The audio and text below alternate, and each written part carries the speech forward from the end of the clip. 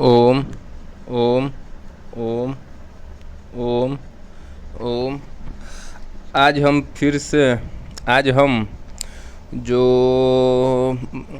आज हम मध्यकालीन इतिहास का जो मध्यकालीन इतिहास है उससे संबंधित तथ्यों को देखेंगे। जो हम अपने हाथों से नोट्स बनाए हैं उसको देखेंगे और प्रत्येक लाइन को 2 बार पढ़ेंगे। ये सभी एग्जाम के दृष्टिकोण से बहुत ही महत्वपूर्ण है।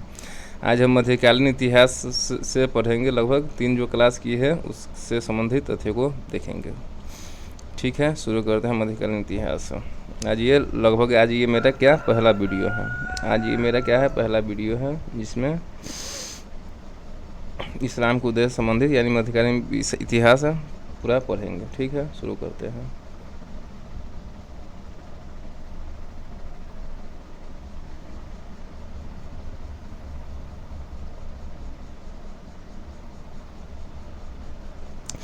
मध्यकालीन भारत 7वीं शताब्दी से प्रारंभ होता है और औरंगजेब की मृत्यु 1707 तक समाप्त हो जाता है। मध्यकालीन भारत 7वीं शताब्दी से प्रारंभ होता है और औरंगजेब की मृत्यु 1707 में होता है। 1707 तक समाप्त हो जाता है मध्यकालीन भारत।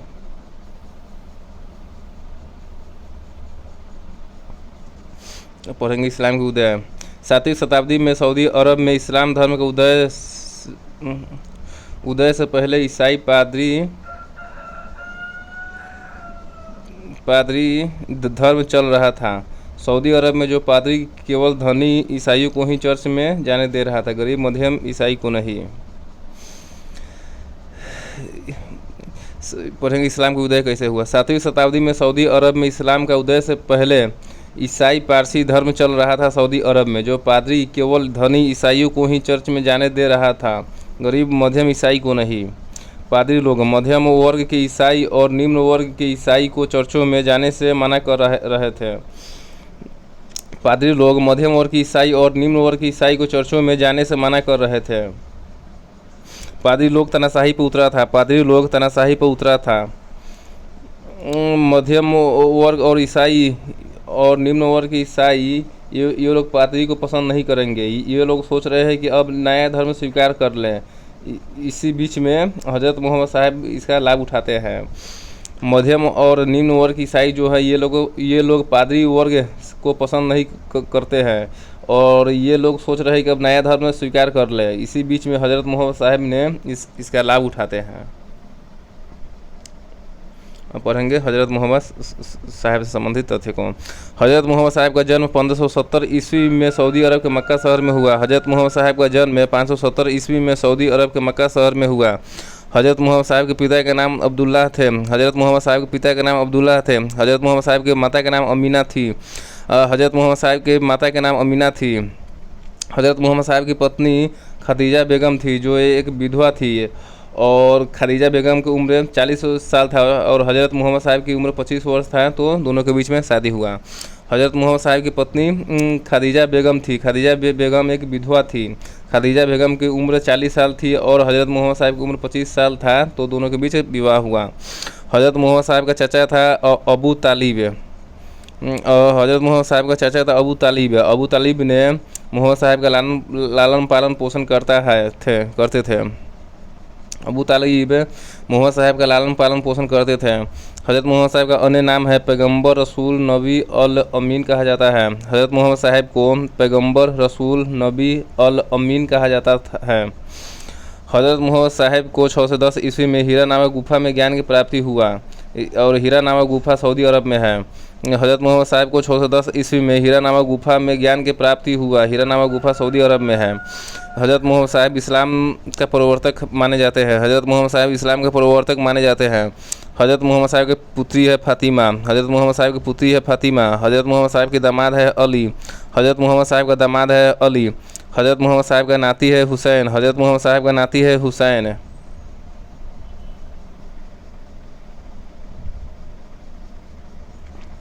हज़रत मोहम्मद साहब को ज्ञान की प्राप्ति 6 से 10 ईस्वी में हीरा नामक गुफा में हुआ। हज़रत मोहम्मद साहब को ज्ञान की प्राप्ति 6 से 10 ईस्वी में हीरा नामक गुफा में हुआ।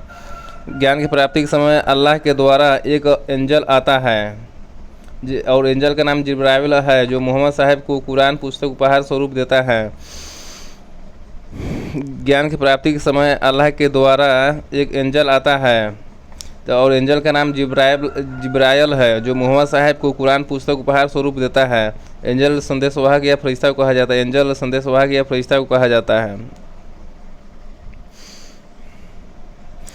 कुरान इस्लाम का सबसे पवित्र ग्रंथ है। कुरान इस्लाम का सबसे पवित्र ग्रंथ है। कुरान के अनुसार इस्लाम धर्म की स्थापना किया गया। कुरान के अनुसार इस्लाम धर्म की स्थापना किया मोहम्मद साहब ने। इस्लाम धर्म में मध्यम और निम्न ईसाई वर्ग के लोग इस्लाम स्वीकार करने लगते हैं। मध्यम और निम्न वर्ग के ईसाई इस्लाम स्वीकार करने लगते हैं। हज़रत मोहम्मद के अनुयायी बढ़ने लगती है। हज़रत मोहम्मद साहब के अनुयायी बढ़ने लगता है।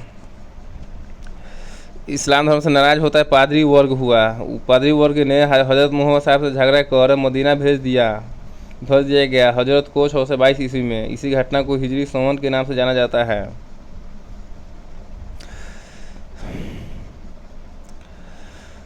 इस्लाम धर्म से नाराज हुआ पादरी वर्ग ने हज़रत मोहम्मद साहब से झगड़ा कर मदीना भेज दिया गया हजरत को 622 ईस्वी में। और 622 ईस्वी की घटना को हिजरी संवत के नाम से जाना जाता है।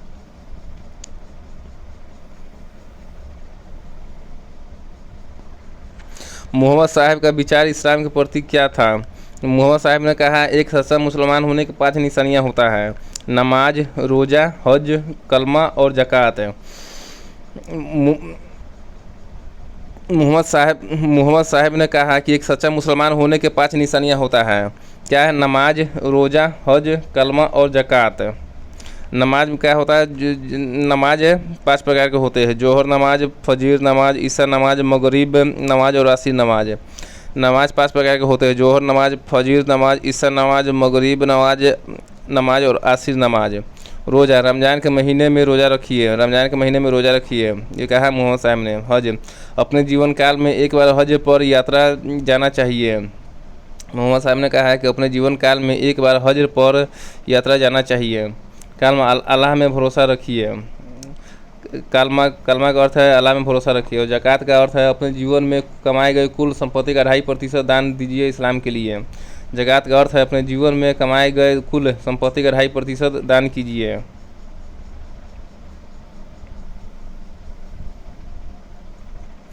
हज़रत मोहम्मद साहब ने अवतारवाद, जातिवाद, मूर्ति पूजा के विरोधी थे। हज़रत मोहम्मद साहब अवतारवाद, जातिवाद, मूर्ति पूजा के विरोधी थे। अवतारवाद का अर्थ है जैसा कर्म करिएगा वैसा ही जन्म होगा। और जातिवाद का अर्थ है छुआछूत गलत है, ये माना हज़रत मोहम्मद साहब ने। अल्लाह सूरत एवं मूरत नहीं होती है। अल्लाह का सूरत एवं मूरत नहीं होता, इसलिए मूर्ति पूजा का विरोध किया हज़रत मोहम्मद साहब ने। अवतारवाद के खिलाफ थे। हज़रत मोहम्मद साहब ने कहा जैसा कर्म करिएगा वैसा ही जन्म होगा। हज़रत मोहम्मद साहब की मृत्यु 8 जून 632 ईस्वी को हुआ। हज़रत मोहम्मद साहब की मृत्यु 8 जून 632 ईस्वी को हुआ।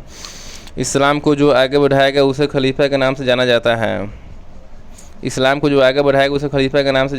है। 4 खलीफा हुआ मुख्य रूप से। अबू बकर का कार्यकाल 637 से 634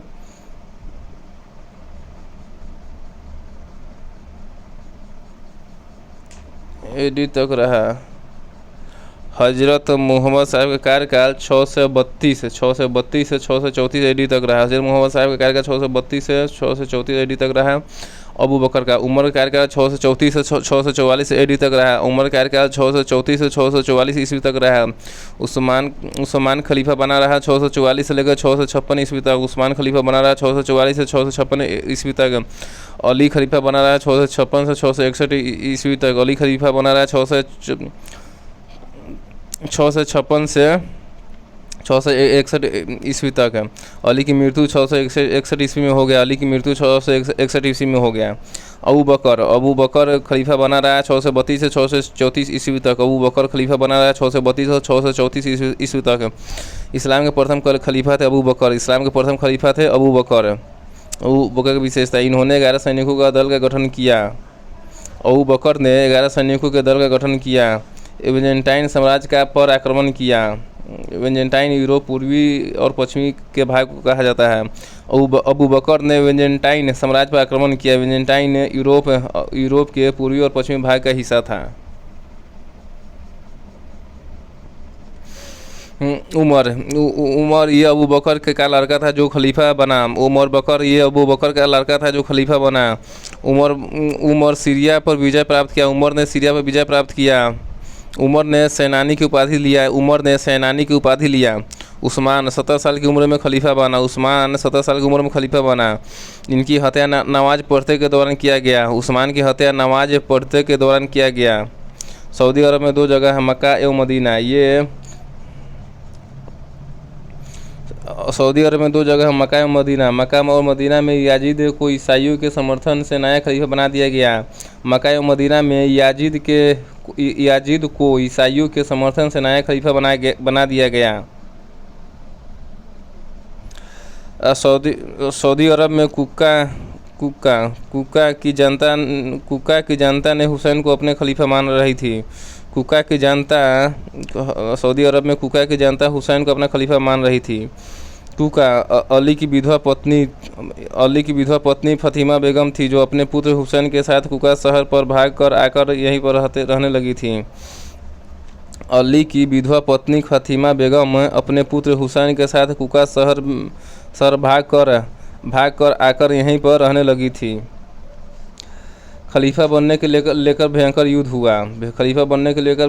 हुआ जिसे करबला का युद्ध कहते हैं। 680 ईस्वी में हुआ। करबला का युद्ध 680 ईस्वी में हुआ। एक तरफ हुसैन था और एक तरफ याजिद था।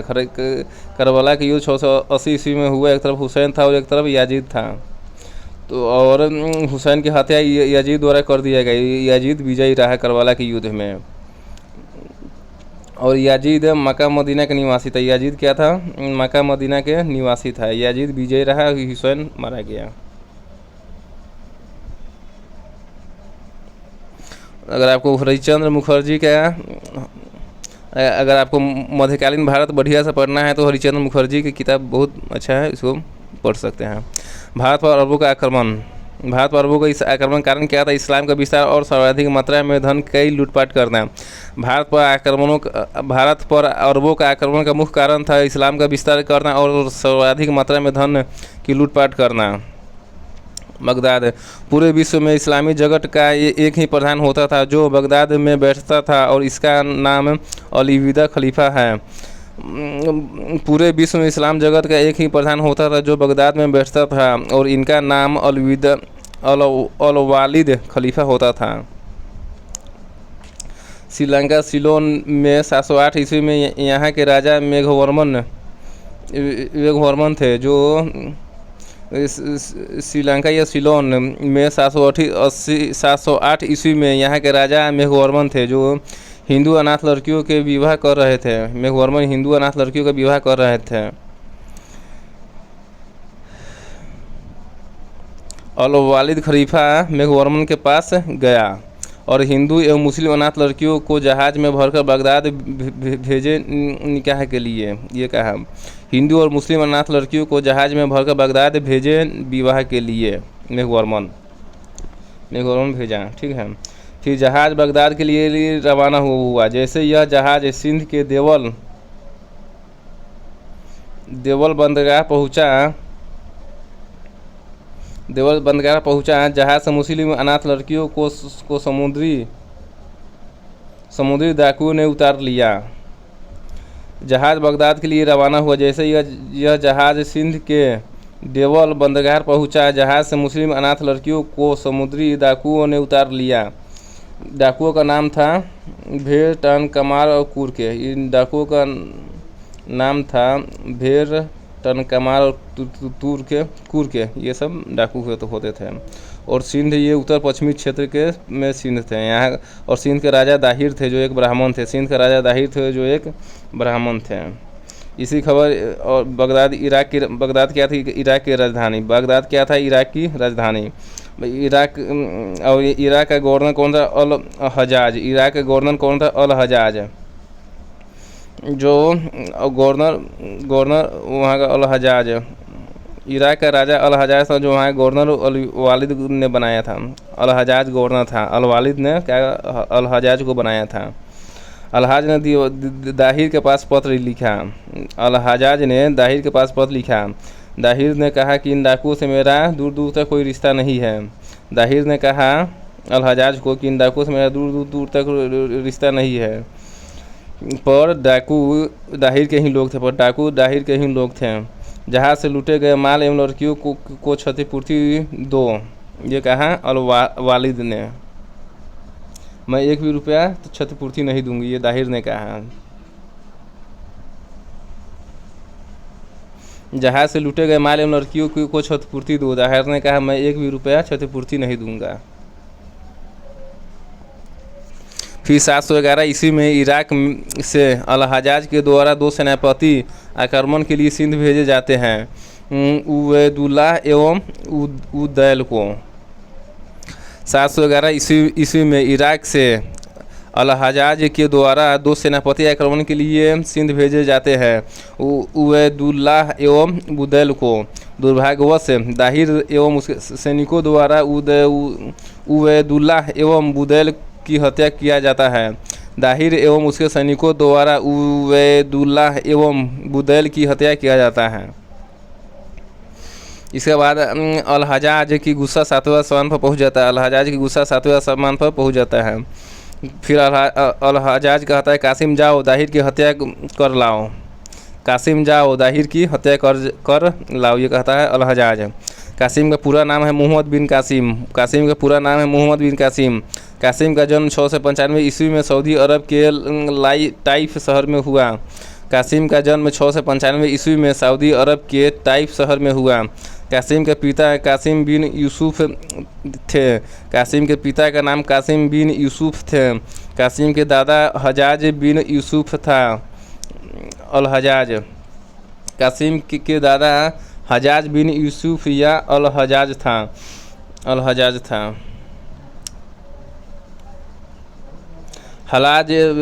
हज्जाज बिन कुसुम या हज्जाज की पुत्री जुवेदा था जो कासिम से निकाह हुआ।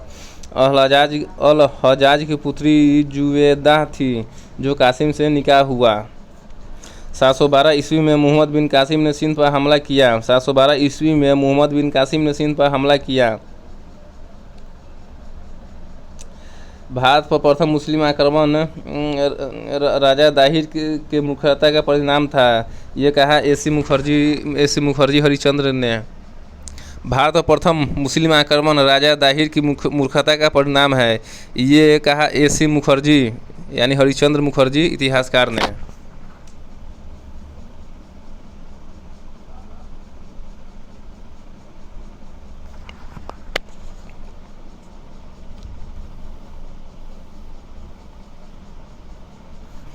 कासिम अपने साथ क्या क्या लेकर आया? कासिम अपने साथ 6000 इराकी घोड़ा, 6000 भारवाहक ऊँट, 6000 घुड़सवारी सैनिक और 2 प्रक्षेपास्त्र लेकर आया। एक मंजानिक था और जो एक नौफा था। ये 50+ kg से ऊपर का पत्थर फेंकता था। 500 लोग चलाने में लगते थे ये प्रक्षेपास्त्र को। कासिम अपने साथ 6000 इराकी घोड़ा, 6000 भारवाहक ऊँट और 6000 घुड़सवारी सैनिक को लेकर आया। फिर कासिम ने 2 प्रक्षेपास्त्र मंजानिक और नौफता लेकर आया। मंजानिक और नौफता में 50 kg से ज़्यादा के ऊपर का पत्थर फेंकता था और ये 500 लोग चलाने में लगते थे मंजानिक और नौफता प्रक्षेपास्त्र को। कासिम सिंध में प्रवेश करेगा और सिंध के किस किस शहर पर जाएगा? सबसे पहले कासिम मकरान शहर पर गया। मकरान शहर पर कहा गया कासिम गया। मकरान पर कासिम प्रवेश करता है। मकरान का शासक मोहम्मद हारून है। मोहम्मद हारून कासिम को रोकने का प्रयास करता है पर बाद में मिल जाता है कासिम से। मकरान में कासिम प्रवेश करता है और मकरान का शासक मोहम्मद हारून ने कासिम को रोकने का प्रयास करता है पर बाद में मोहम्मद हारून कासिम से मिल जाता है। फिर देवल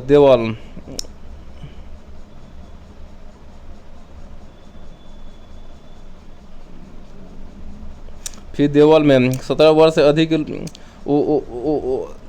फिर देवल में कासिम जाता है दूसरा स्थान पर। फिर 17 वर्ष से अधिक लोगों का नरसंहार करता है। 3 दिवसीय जनसंहार होता है। लगभग 75% युवा आबादी को खत्म कर दिया कासिम ने। कासिम दूसरा जगह पर जाता है देवल में। देवल में 17 वर्ष से अधिक लोगों का जनसंहार करता है। 3 दिवसीय जनसंहार करवाता है कासिम और लगभग 75% युवा को ही मरवा देता है कासिम। फिर तीसरा जाता है निरुन में। निरुन में भारी संख्या में बौद्ध मतानुयायी रह रहे होते हैं। राजा दाहिर से नाराज है ये, तो फिर कासिम की डर से इस्लाम स्वीकार कर लिया बौद्ध साधु। फिर कासिम के डर से इस्लाम स्वीकार कर लिया बौद्ध साधु। फिर निरुन की बौद्ध साधु ने दाहिर के बारे में भेद खोलते हैं और अगर तुम्हें दाहिर की हत्या करनी है तो सबसे पहले उसकी राजधानी रावर में बने शिव मंदिर के मुख्य शिव मंदिर में शिवलिंग को तोड़ना होगा। निरुन के बौद्ध साधु ने दाहिर से भेद खोलते हैं कि कहते हैं कि अगर तुम्हें दाहिर की हत्या करनी है तो सबसे पहले उसकी राजधानी रावर में बने शिव मंदिर के मुख्य शिव मंदिर के शिवलिंग को तोड़ना होगा। ये भेद क्या होता है बता देते हैं। फिर उसके बाद जाता है सेहवान, दाहिर के चचेरा भाई।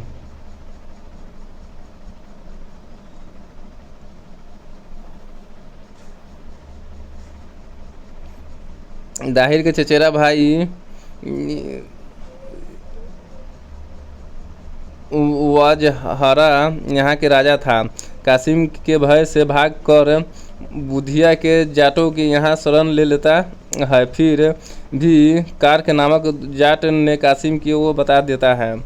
सेहवान, दाहिर के चचेरा भाई वजहरा यहाँ के राजा थे सेहवान के। कासिम के भय से भागकर बुधिया के जाटों को यहाँ शरण लेता है। फिर भी कार्क नामक जाट ने कासिम को बता दिया। वजहरा की हत्या कासिम ने किया। वजहरा की हत्या कासिम ने किया। बुधिया शीशम की जगह को कहते हैं। बुधिया शीशम की जगह को कहते हैं। फिर रावर की राजधानी थी दाहिर की। रावर राजधानी थी दाहिर की। रावर में मुख्य शिवलिंग को तोड़ता है दाहिर। रावर में मुख्य शिवलिंग को तोड़ता है दाहिर और 50 साधुओं की हत्या करता है दाहिर। और 50 साधुओं की हत्या करता है दाहिर। राजा दाहिर एवं उनकी पहली पत्नी रानी बाई की हत्या करता है कासिम। राजा दाहिर एवं उनकी पहली पत्नी रानी बाई की हत्या करता है कासिम। सबसे पहले कासिम रावर में जजिया कर लगाता है। सबसे पहले कासिम रावर में जजिया कर लगाता है।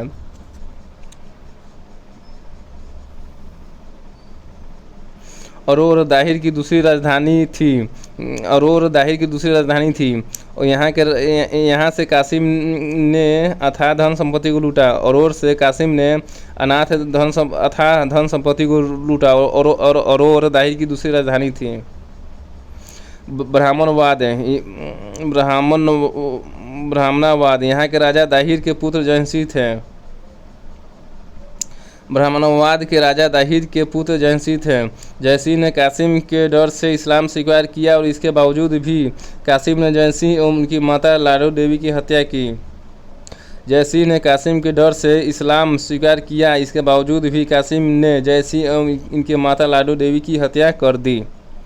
ब्राह्मणवाद के राजा जयसी थे।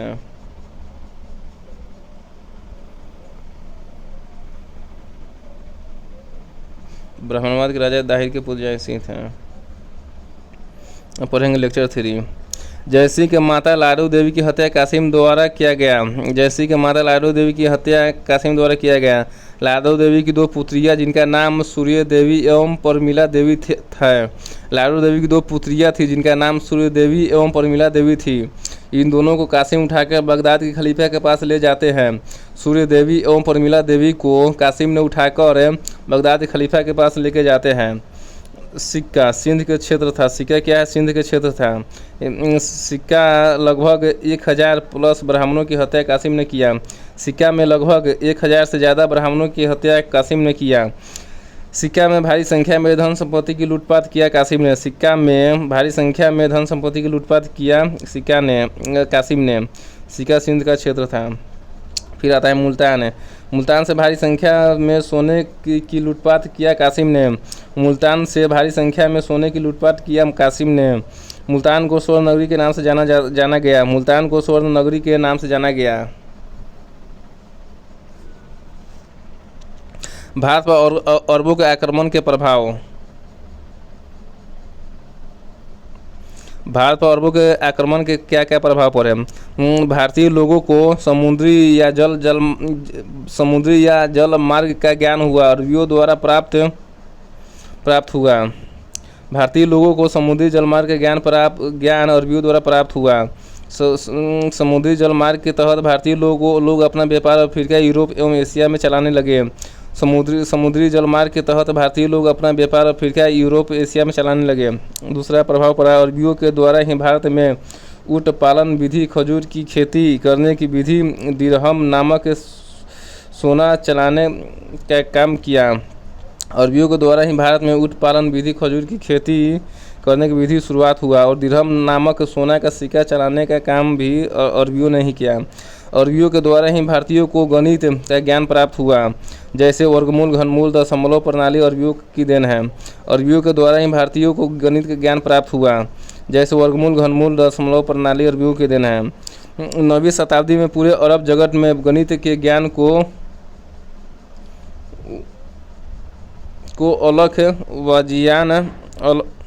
अलख वारिजमी ने फैलाया। 9वीं शताब्दी में पूरे अरब जगत में गणित के ज्ञान को अलख वारिजमी ने फैलाया। 9वीं शताब्दी में पूरे अरब जगत में गणित के ज्ञान को अलख वारिजमी ने फैलाया। 12वीं शताब्दी में गणित के ज्ञान को यूरोप जगत में एबलार महोदय के द्वारा फैलाया गया। 12वीं शताब्दी में गणित के ज्ञान को यूरोप जगत में एबलार महोदय के द्वारा फैलाया गया। अरबियों के द्वारा भारतीय पुस्तकों का अनुवाद किया गया। सबसे पहले पंचतंत्र जो संस्कृत भाषा में था, लेखक विष्णु शर्मा है। पंचतंत्र संस्कृत भाषा में है, लेखक विष्णु शर्मा है। पंचतंत्र का अरबी अनुवाद इब्न अल मुकलफा द्वारा किया गया, जिसका नाम कलील उल दिमना रखा गया। पंचतंत्र में अरबी अनुवाद इब्न अल मुकलफा द्वारा किया गया और इसका अनुवाद कलील उल दिमना रखा गया। पंचतंत्र का अरबी अनुवाद कलील उल दिमना रखा गया और इसका अनुवाद इब्न उल मुकलफा द्वारा किया गया। फिर दूसरा ब्रह्म सिद्धांत संस्कृत भाषा में है, क्या लेखक ब्रह्मगुप्त है। ब्रह्म सिद्धांत संस्कृत का लेखक ब्रह्मगुप्त है। ब्रह्म सिद्धांत संस्कृत का लेखक ब्रह्मगुप्त है। ब्रह्म सिद्धांत का अरबी में अनुवाद अल फजारी द्वारा सिंध हिंद नाम से किया गया। ब्रह्म सिद्धांत का अरबी अनुवाद अल फजारी द्वारा सिंध हिंद नाम से किया गया। अरबों के सिंध विजय के बारे में जानकारी चचनामा पुस्तक में देखने को मिलता है। अरबों के सिंध विजय के बारे में जानकारी चचनामा पुस्तक में देखने को मिलती है। चचनामा अरबी भाषा में है। चचनामा के लेखक अली अहमद है। चचनामा का फारसी में अनुवाद अबू बकर अल कुकी द्वारा सिंध हिंद नाम से किया गया। चचनामा का फारसी अनुवाद अबू बकर अल कुकी द्वारा सिंध हिंद नाम से किया गया। सूर्य देवी एवं परमिला देवी जैसे बगदाद पहुँची तब तक अल वालिद खलीफा का निधन हो चुका था। सूर्य देवी एवं परमिला देवी जैसे बगदाद पहुंची तब तक अल वालिद खलीफा का निधन हो चुका था। फिर बगदाद में नया खलीफा सुलेमान बना, ये अल वालिद का लड़का था। बगदाद में नया खलीफा सुलेमान बना, ये अल वालिद का नया लड़का था। ये दोनों लड़कियां कासिम के ऊपर सुलेमान से कहकर आरोप लगाती है कि हमारी इज्जत आपका यह सेनापति रास्ते में ही लूट लिया है। सूर्य देवी एवं परमिला देवी ने कासिम के ऊपर सुलेमान से कहकर आरोप लगाती है कि हमारी इज्जत आपका यह सेनापति कासिम ने ही रास्ते में ही लूट लिया है। फिर 713 ईस्वी में कासिम की हत्या सुलेमान द्वारा कर दिया गया। इस प्रकार से जो मध्यकालीन जो टॉपिक था लगभग लेक्चर 1, 2, 3 लगभग क्लास 3 देखे हैं, जो ख़त्म हो चुका है और ये सब एग्ज़ाम के दृष्टिकोण से बहुत ही महत्वपूर्ण है। इसको बार बार रिवाइज कीजिए और पढ़िए। ठीक है, धन्यवाद। इसी के साथ विदा लेते हैं। जय हिंद, वंदे मातरम।